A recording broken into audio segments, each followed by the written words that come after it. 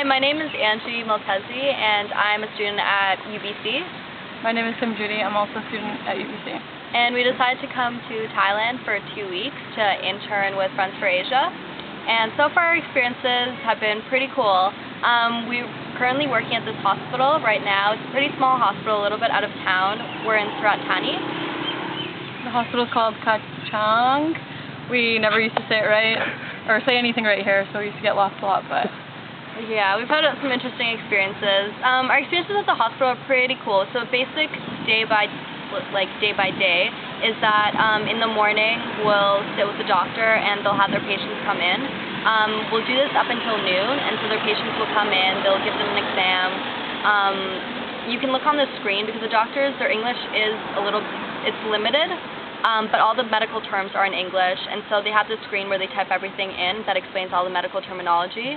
And then they'll explain to you what the reason was for the patient to come in and like what they're prescribing and the reason that they're prescribing the type of drugs. It's very interactive, and so you'll do this up until noon.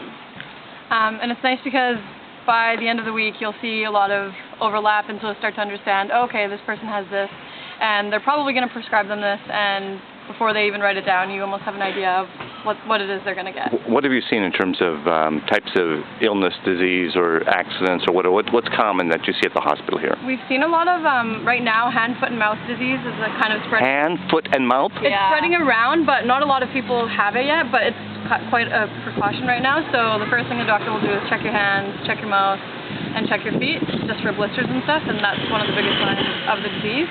And so, aside from that, we've seen a lot of people with hypertension. They have hypertension clinics here. They have pregnancy clinics, so we'll have pregnant women coming here. And we've seen people with edema, like different types of skin conditions that are common to this part of Thailand. Throat infections, a lot of fevers.